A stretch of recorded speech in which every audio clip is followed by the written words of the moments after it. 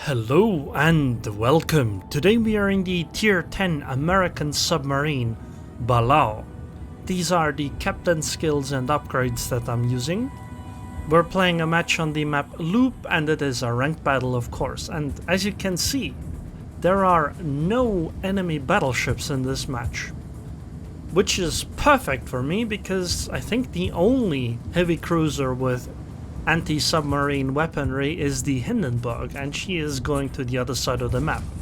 Moskva doesn't have it, Zao doesn't have any ASW, and Des Moines doesn't have it either. So if I just stay away from the destroyer and the enemy submarine, I will just be able to continuously torpedo the enemy cruisers as I see fit. By the way, this is actually being changed. As I understand it, almost every ship that doesn't have some ASW is gonna get it.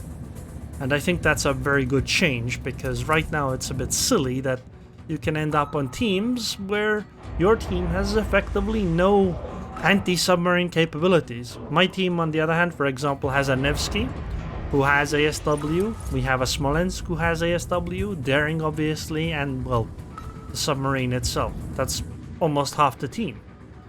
Oh, those torpedoes are looking good. Oh, that Zao is in so much trouble. And I got a double ping too. Well, that's game ending for the Zao. That's just GG. Goodbye, Zao. That was about as good as it possibly gets.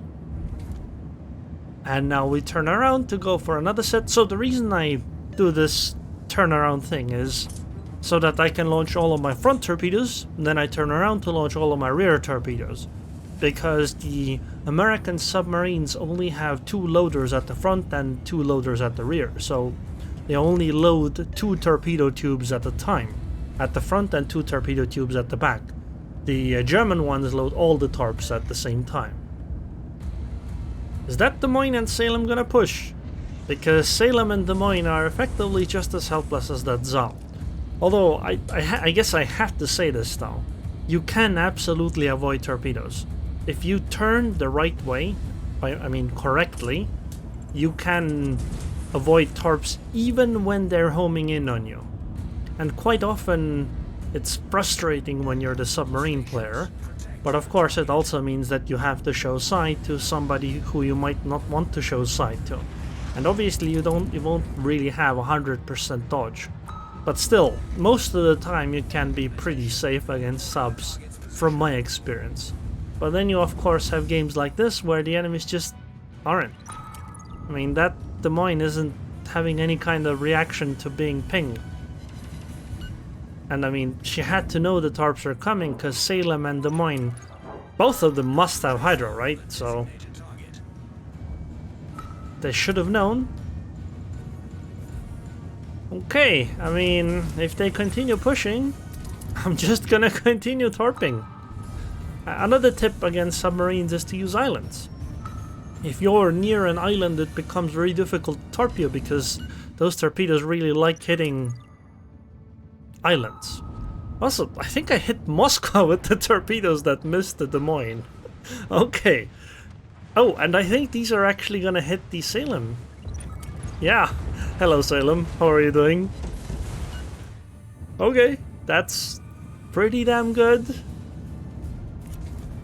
I mean, I wasn't even homing in on the Salem, I was homing in on the Des Moines, right?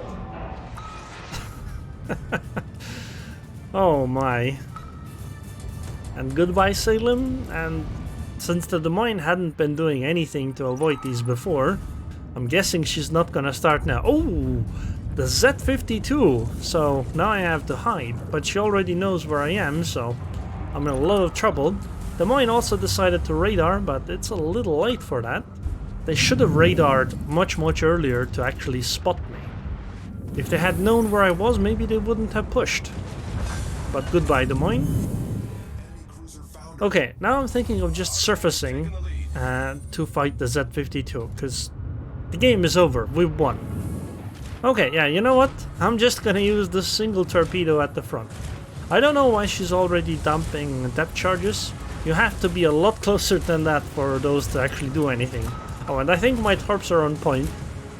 Goodbye, Z-52.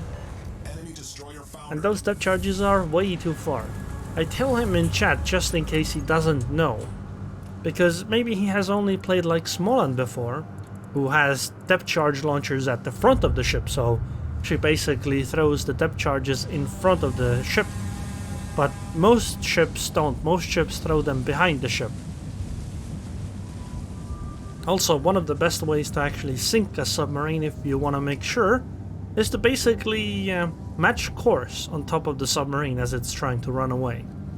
And then even better if they try to be sneaky and you just stop on top of them and just keep dropping depth charges.